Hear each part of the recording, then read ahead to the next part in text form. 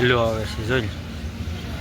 જય માતાજી. આજના નવા બ્લોકમાં તમારું હાર્દિક સ્વાગત છે. અને આપણે નાહી ધોઈને ત્યાર થઈ ગયા છીએ અને વાગી ગયા છે 7:30. આપણે 7:30 બ્લોક ચાલુ કર્યો છે.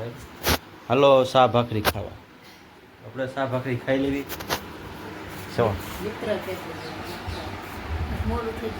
તો હાલો આપણે ભાખરી ખાઈ લેવી.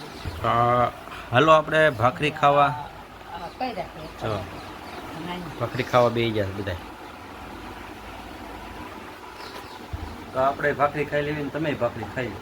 કોઈના આગલા બ્લોકમાં અને શેર સબસ્ક્રાઈબ કરવાનું ભૂલતા નહીં.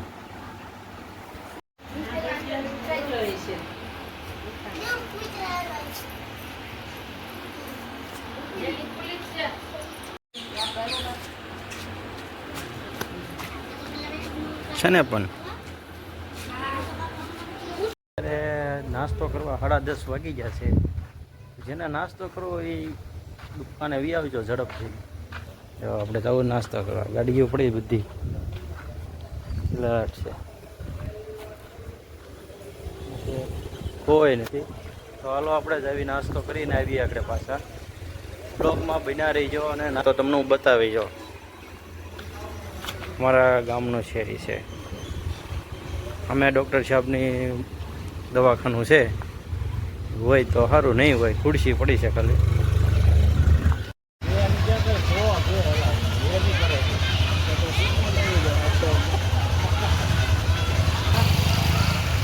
શું છે આ જમવા?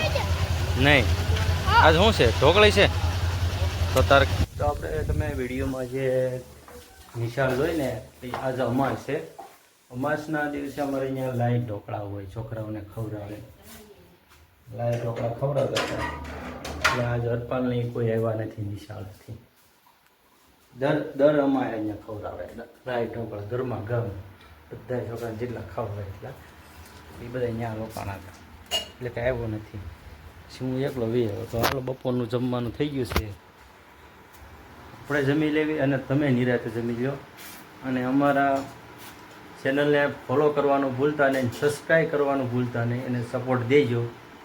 વહેલા બ્લોગ બનાવી છે એટલે હાલો જમવા. તો આપણે બપોરે જમવા બેસી ગયા છીએ. જો આ વાગ્યા છે 12:30. કારખાનેથી આવી ગયા છીએ એટલે જમવા બેસી ગયા. હાલો જમવા. હવે શું બનાવ્યું છે અત્યારે? રીંગણા બટાટાનું શાક છે, કરેલા ભાત, છાશ અને રોટલી તો હોય જ, અથાણું ને દહીં. તો હાલો જમવા અને તમે જમી લેજો પાછા.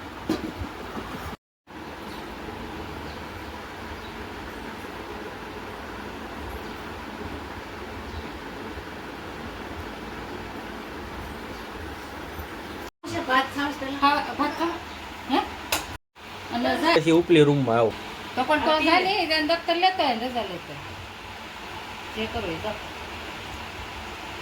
સુઈ જાય. હરપલભાઈને પેટમાં દુખતું હતું એટલે આપણે થોડીક ટીકડી પાઈ છે એટલે મેળે આવી જાય. તો થોડુંક દુખાવો થઈ ગયો હમણાં, કેમ કે વાતાવરણ ઓલું છે ને એટલે ટીકડી પીધી છે. હા એટલે નિશાળેથી આવ્યો ને એટલે થોડોક દુખાવો થઈ ગયો છે. એમાં તો કાંઈ વાંધો નથી. 10 રૂપિયાની બાટલી આવે. 10 ની આવે પણ પેલા કેવડી આવતી. વાતાવરણ થોડુંક ઓલું છે એટલે છોકરાને પેટમાં દુખે છે એવું થઈ ગયું છે. એટલે દવા પાઈ છે. આગળ મેળ આવી જાય. નિશાળ આગળ મેળ આવી જાય. જો હવામાન એવું ને એટલે. તો હાલો હરપલભાઈને પેટમાં દુખે છે તો દવાખાને જવાનું છે. એને પેટમાં દુખતું હતું ને એટલે દવાખાને જવાનું છે. કુંડલા ખદી કારેલીમાં જવાનું છે. હરપલને પેટમાં દુખે છે, તાવ જેવું આવી ગયું છે અને શું થાય છે? પગ કળે છે એવું છે બધું. એટલે હું કારખાનેથી વી આવ્યો છું અને રહી છીએ અમે કુંડલા દવાખાને ખદી કારેલીમાં. ભાઈને મજા બધું છે. નિશાળેથી વી આવ્યો હતો એટલે અમે થોડાક વાહ છે એટલે દવાખાને આપણે લઈ જવી. વાતાવરણ ખરાબ છે, વરસાદ જેવું થઈ ગયું છે અને વરસાદ આવે એવું થઈ ગયું છે. તો આપણે જવું. ચાલો કુંડલા.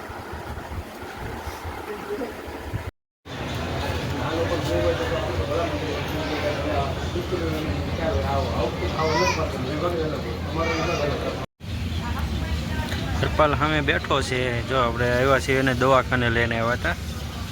જો હાલો આવે છે જોઈ. તો અમે આવ્યા છીએ અત્યારે ખાદી કરેલીમાં આવ્યા. હરપાલને દવાખાને લઈને આવ્યા છીએ. જો અહીંયા બેઠો છે. એને પેટમાં દુખે અને શું થાય છે? પગ કળાય એવું છે. એટલે અમે આવ્યા ખાદી કરેલીમાં.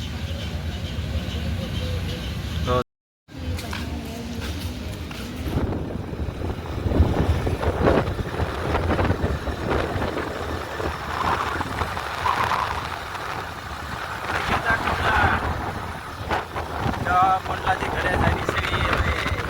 તમને પવન આવતો હોય છે, ઓછું સંભળાતું હોય છે. તો આપણે કુંડલા ગયા હતા અને કુંડલાથી વી આવ્યા છીએ. ક્યારેક ઘરે અહીંના વી આવ્યા હતા, પણ આપણે નાહવાનું હતું ને ગરમી બહુ થતી હતી.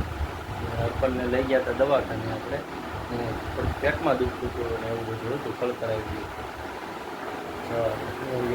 શું બનાવો? શું બનાવો છો? લસણનું આથણું. લસણનું પણ આથણું બનાવવાનું છે અમારે. અને આમાં એક કંપી જેવું છે. આમાં કંપી. તો આપણે કુંડલાથી વીએ હતા ઘરે કરે. તો બસ આપણે એ ખાલી આગલા બ્લોકમાં બને. તો આપણે ધાબે વીએ એવા છીએ. હરપાલને કેમ છે? હરપાલ સારું છે? હવે સમજો સારું છે. ફોન ઘુમાડવા મળ્યો તો દી આથમી ગયો છે. આપણે હવે આવું કાંકા જ વાતાવરણ છે. સારું છે. તો આપણે ગામમાંથી કુંડલાથી વીએવા હતા. અત્યારે ધાબા ઉપર વીએવા બેહવા અને મસ્તનો ઠંડો પવન છે. મજા આવે. હાલો બેહવા આવી જાઓ ધાબા ઉપર બેહવા કરી. 5 મિનિટ આપણે આવો એટલે હવાઈન કરવી. તો હાલો આપણે ફોન રાખીએ.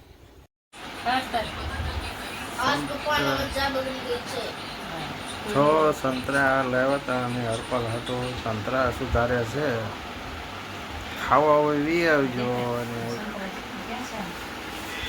બતાવો સંતરા બતાવો.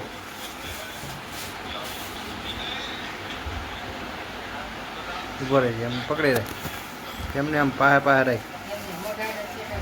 હા ના ના એવું હાલો સંતરા ખાવા. અને ખાવા બેસવાનું છે. તો જમવાનું તૈયાર થઈ ગયું છે.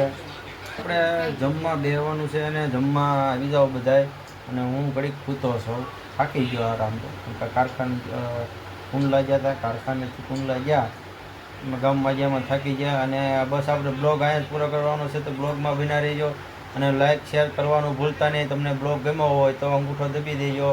જય માતાજી.